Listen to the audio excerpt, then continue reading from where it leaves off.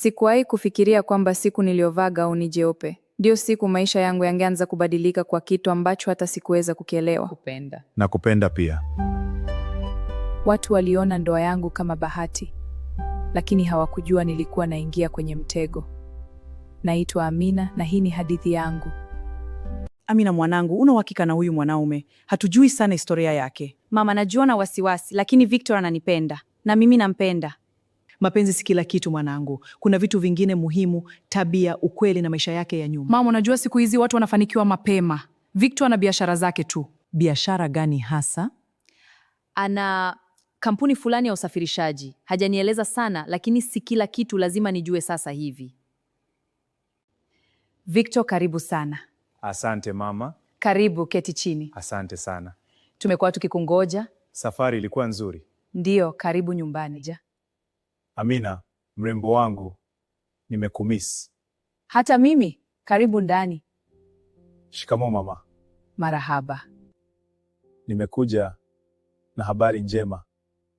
Haraka iwezekanavyo. Nataka tufunge ndoa haraka iwezekanavyo. Kweli? Ndiyo, sina sababu ya kusubiri. Nakupenda na nataka uwe wangu. Hata kiasi hicho, mbona mambo yanaenda mbio sana? Mama, mapenzi hayana ratiba. Lakini ana macho na akili pia. Ninakuheshimu sana mama. Nitamfanya Amina awe na maisha bora kuliko yote. Unaona mama, huyu ndiye mwanaume niliyemchagua. Sawa, lakini kumbuka maneno yangu mwanangu. Victor, hii sehemu ni nzuri sana. Unastahili kila kitu kizuri duniani. Amina, utakuwa mke wangu? Ndio Victor. Victor, kuna kitu nataka kukuuliza. Uliza chochote. Wewe upatikani sana usiku, unaenda wapi? Kazi tu Amina. Biashara kubwa zinahitaji muda. Lakini hata simu hupokei. Amina, si kila kitu lazima ujue. Trust me, nafanya yote kwa ajili yetu. Sawa. Siku ya kuvishwa pete, nikioji maswali niliyokuwa nayo moyoni. Hata baada ya kujibiwa kifupi, sikuona kama hilo lilikuwa tatizo. Huo ndio ulikuwa mwanzo wa siri ambazo zingebadilisha maisha yangu milele. Nilipoingia kwenye ndoa nilihisi kama nimeingia kwenye ndoto. Kila kitu kilikuwa kikubwa, kizuri na cha gharama, lakini sikujua kila kitu kizuri kina bei yake. Victor, hii nyumba yote ni yako? Kuanzia leo ni yetu. Hii ni kama jumba la kifalme. Nataka mke wangu aishi kama malkia. Wow. Utakosa kitu chochote hapa. Ila kuna kitu kimoja muhimu. Kipi? Usinitilie shaka. Hilo linaulizwa tena? Siku zilianza kupita, nilikuwa na kila kitu nilichowahi kuota. Nguo za gharama, safari, marafiki wapya. Maisha yalikuwa mazuri. Amina jamani, hizi nguo zote Victor anakununulia? Ndio, hata mimi bado siamini. Ulipata mwanaume sahihi, wengine huku wanateseka. Nashukuru sana. Usije ukatuacha sisi maskini. Lakini polepole mambo yaanza kubadilika. Victor, ni wewe? Ndio, Lala. Umetoka wapi usiku wote? Kazini. Kila siku? Amina, tulishazungumza hili. Ninauliza tu. Na mimi nimekujibu tayari. Siku moja nilifanya kitu ambacho sikuwahi kufikiria kufanya. Labda ni muhimu. Anon? Victor yuko wapi? Mwambie muda unaisha. Nani anaongea? Huyu ni nani tena?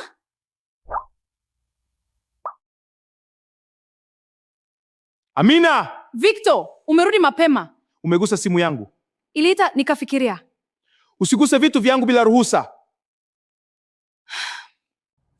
Samahani, sikujua ni tatizo kubwa hivyo. Kuna mambo si ya kuchezea Amina. Lakini huyo mtu alisema muda unaisha, na maana gani? Hayo si mambo yako. Hello? Hello, Amina, vipi maisha ndoa? Neema, kuna kitu si sawa. Kivipi? Si rahisi kueleza. Victor anaficha mambo. Simu zake, safari zake na watu wanaompigia. Ulishawahi kumuuliza vizuri? Nikiuliza anakasirika. Hapo kuna kitu. Wanaume hawakasiriki bure. Kama hataki kuniambia ukweli, nitautafuta mwenyewe. Kwa nini amekuwa msiri? Ni nini anaficha? Narudi baadaye. Usinisubiri. Sawa. Leo nitajua kila kitu. Siku hiyo moyo wangu ulikuwa unapiga haraka kuliko kawaida. Sikujua nitakachokiona, lakini nilijua lazima nijue ukweli. Usiniache leo, lazima nijue unaenda wapi kila usiku. Hii ni wapi tena?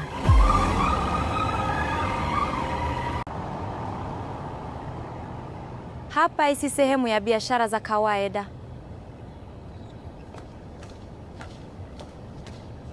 Umechelewa Victor. Nilikuwa na mambo ya kushughulikia. Muda unaisha, tulishakubaliana. Muda unaisha ndio yule mtu. Basi tuonyeshe kama bado uko upande wetu. Haya, angalia.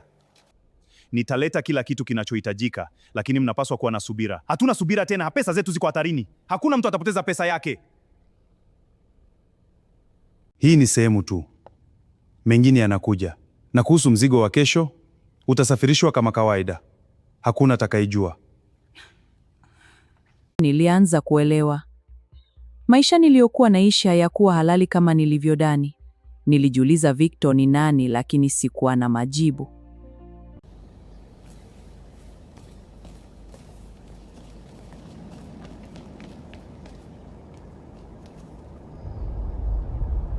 Nani yuko hapo? Oh no! Nimesikia mtu.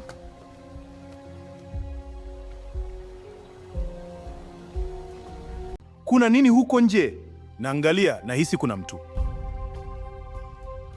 Tumechelewa, hakuna mtu. Rudi ndani, kesho tutatafuta tena. I have to get out of here now. Come on, start!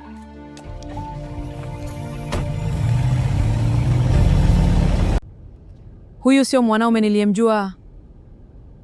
Niliolewa na tajiri, lakini sikujua utajiri wake umetoka wapi.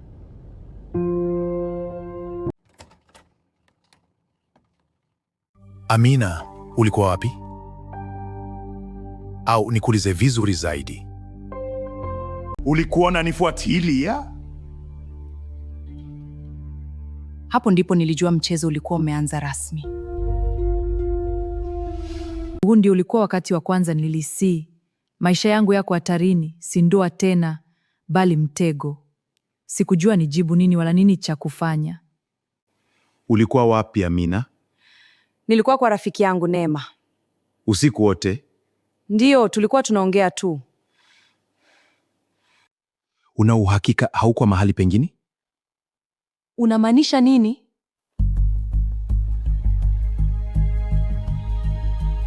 Amina, kuna kitu nataka ukielewe. Maisha ni risi ya kila mtu. Ninaona.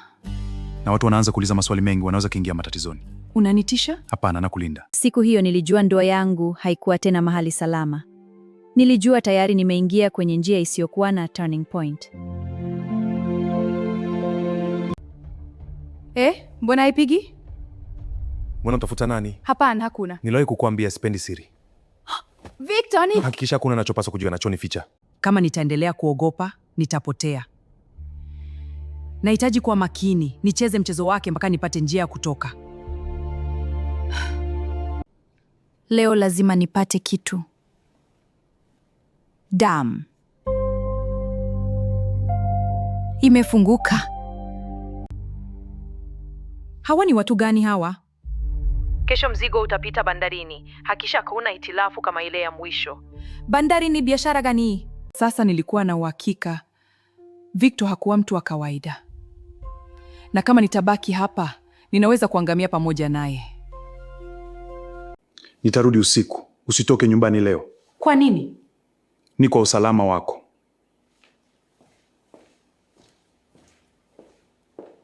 Hello. kama unataka kuishi, acha kufuatilia mambo ya Victor. Wewe ni nani? Ninajua ulipokuwa jana usiku. Hapo ndipo nilijua sikuwa peke yangu tena kwenye mchezo huu. Sauti ile ya simu ilinifanya nitambue jambo moja. Victor hakuwa tu na siri, alikuwa anaishi maisha mawili. Huyu mtu ananijua, najua nilikuwa pale. Hii si ndio ini hatari? Bana mingine pesa wanamwale na sasa vitisho.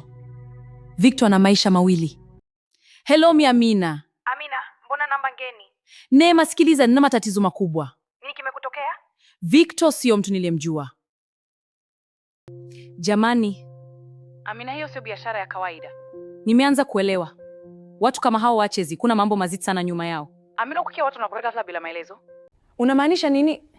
Namaanisha kuna biashara ambazo zinahusisha vitu vibaya sana, watu, pesa na mambo ya giza. Hapana, Victor hawezi kufika huko. Unamjua kweli? Subiri, kuna siku nilimwona na watu wawili nyumbani. Walikuwa wanazungumza kwa siri. Walisema wanahitaji mtu mwingine kabla ya mwisho wa mwezi. Nilidhani ni biashara, lakini sasa... Nifanye nini? Amina, kama ni hivyo unavyofikiri uko hatari zaidi kuliko unavyodhani. Unamaanisha naweza? Namaanisha unahitaji kutoka hapo haraka. Hapana, siwezi kukimbia tu. Kwa nini? Kama nikimbia bila ushahidi atanifuata. Nahitaji ushahidi, kitu kitakachomaliza kabisa. Amina, ulikuwa unaongea na nani? Nilikuwa naongea peke yangu tu. Nimeanza kuona mabadiliko kwako. Mabadiliko gani? Hofu, maswali siri. Usinilazimishe nikulinde kwa njia ambazo utazipenda. Nilijua muda wangu ulikuwa unaisha. Leo siku tunamaliza hii kazi. Na yule mwanamke? Bosi tutasema nini kifanyike naye? Hapo ndipo niligundua huenda mimi ndiye nilikuwa mzigo unaofuata, kafala ya walioingoja kwa muda mrefu.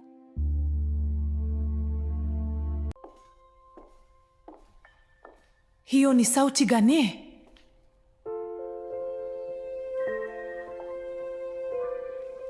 Kila kitu kina gharama, hakuna mafanikio bila sadaka ya imani. Tuko tayari, tunachohitaji ni matokeo.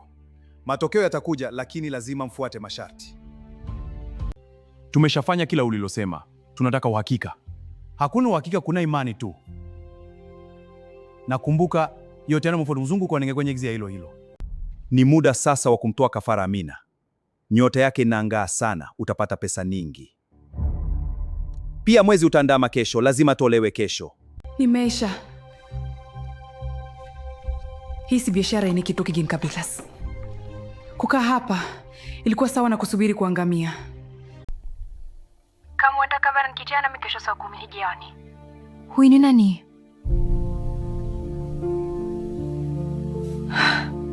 Ulalaje? Vizuri. Vizuri, kwa sababu mambo yanakwenda kubadilika hivi karibuni. Kivipi? Utaona. Ulichelewa. Huyu ni nani? Mimi mtu ambaye najua siri zote za Victor. Na kama tutafanya kitu, utafuata waliotangulia. Wake zake watano wote tayari amewatoa kafara, akiwemo dada yangu, ni mlazima tumalize. tutafanya nini? Tutafuata mpango wake na kumaliza. Siku hiyo niliamka nikiwa nimefungwa kama mnyama. Nilijua mwisho wangu umefika. Sikuwa na njia nyingine zaidi ya kusubiri kifo changu. Nisaidie! Nimekwisha mimi, mama alinikataza, sikusikia. Nitafanya nini sasa? Acheni niende! Muda umekaribia sasa. Ugat mortis volak shando ekal. Hekas! Utaridomosek! Kala umbra zutafel! Umekuja kuniokoa, asante Mungu. Obasugura zezaniu.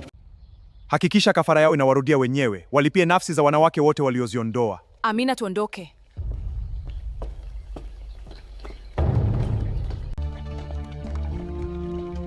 Ingia, haraka! Ninakuja! Wako pale wazweni! Funga mlango twende! Nimepona Magia. Bado, lakini tuko njiani kutoka kwenye hatari. Victor hataniacha. Hawezi, pindi mganga atakapomaliza ataweza hata kusogeza kidole chake. Hapa ndipo utaanzia upya. Asante kwa kuniokoa. Usiniamini sana. Hii dunia bado ni hatari. Niliacha nyuma kila kitu. Nyumba, mali na mwanaume niliyempenda. Lakini angalau nimechagua kuishi. Niliolewa na tajiri, nikapoteza kila kitu. Lakini mwishowe nilijipata tena.